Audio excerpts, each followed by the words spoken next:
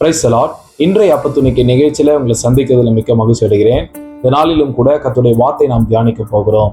பாருங்க, நாம் உள்ளேயும் வெளியேயும் என்கிற தலைப்புல நாம் தியானித்து வருகிறோம். இன்றைக்கு கர்த்தருடைய வார்த்தையை நாம் சிந்திக்க போகிறோம். நம் பைபிள்ல இருந்து நாம் பாருங்க நகோமியை குறித்து நாம் பார்க்க போகிறோம். இந்த நகோமி பாருங்க, யூதா தேசத்துல இவர்கள் வாழ்ந்து கொண்டிருக்கும் பொழுது இவருக்கு 2 ஆண் பிள்ளைங்க இருக்கிறாங்க. இவங்க பாருங்க, யூதா தேசத்துல பஞ்சம் உண்டான போது இந்த நகோமி பாருங்க அவருடைய கணவரோடு கூட 2 பிள்ளைகளோடு கூட எழுந்து மோவாப் தேசத்துக்கு போய் விடுறாங்க.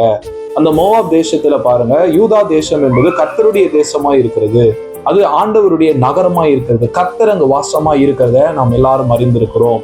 ஆனா இந்த நகோமி பாருங்க, அந்த கர்த்தருடைய தேசத்தை விட்டு வெளியேறி போகிறாங்க. வெளியேறி போய் இவங்க மோவாப் தேசத்துல போய் வாழ்க்கை நடத்தும் பொழுது பாருங்க, அந்த தேசத்துல இவங்க தன்னுடைய கணவரை இழந்து போறாங்க.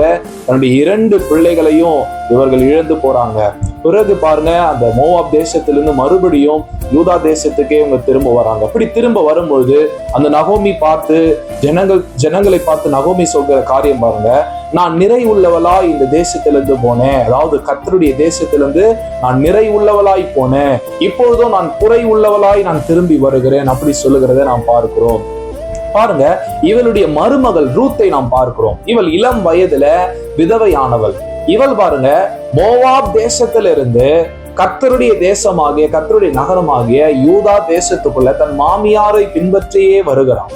இவ பாருங்க, கர்த்தருடைய நகரத்துக்குள்ள வந்த இவளுடைய வாழ்க்கையில் என்ன சம்பவித்தது நீங்க பார்த்தீங்கன்னா, வசனம் சொல்லுகிறது பாருங்க. ரூத் எழுதின புஸ்தகம் 1 அதிகாரம் 12வது வசனத்துல சொல்லப்பட்டிருக்கிறது, உன் செய்கைக்கு தக்கதான பலனை கர்த்தர் கட்டளையிடுவாராக.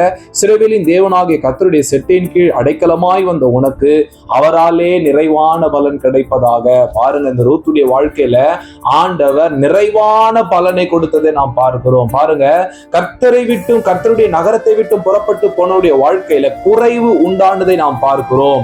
ஆனால் கர்த்தருடைய தேசத்தை நம்பி வந்த ரூத்துடைய வாழ்க்கை குறைவுள்ளதா இருந்த பொழுதும் அது நிறைவான பலனை அவள் பெற்று அனுபவித்ததை நாம் பார்க்கிறோம். கர்த்தருடைய பிள்ளைங்களை, இன்னைக்கு நீங்க கூட ஆண்டவரை விட்டோ கர்த்தரை விட்டோ நீங்க தூரம் போகும் பொழுது உங்க வாழ்க்கையில ஏற்படுகிற சில குறைவுகளை உங்களால பார்க்க முடியும். ஆனா நீங்க கர்த்தரோடு கூட நீங்க உள்ள கர்த்தருக்குள்ள எப்போது இருக்கும்போது ஆண்டவர் உங்களுக்கு நிறைவான பலனையும் நிறைவான ஆசீர்வாதங்களையும் நிறைவான நன்மைகளையும் நீங்க பெற்று அனுபவிப்பீர்கள் என்பதுல சந்தேகம் இல்லை. ஆகையினால கர்த்தரோடு கூட இருங்க, கர்த்தரை விட்டு தூரம் போகாதீங்க. கர்த்தர் உங்களை ஆசீர்வதிப்பார். கர்த்தர் தாமே இந்த வார்த்தையை ஆசீர்வதிப்பாராக. ஆமென்.